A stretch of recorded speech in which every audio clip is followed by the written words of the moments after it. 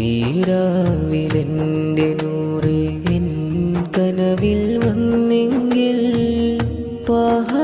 റസൂലിൻ മുന്നിൽ കരഞ്ഞു നിന്നു തീർത്തെങ്കിൽ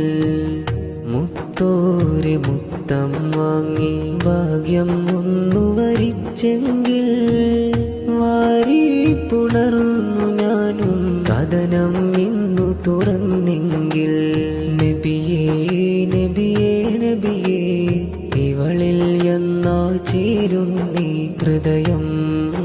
തകരും നേരം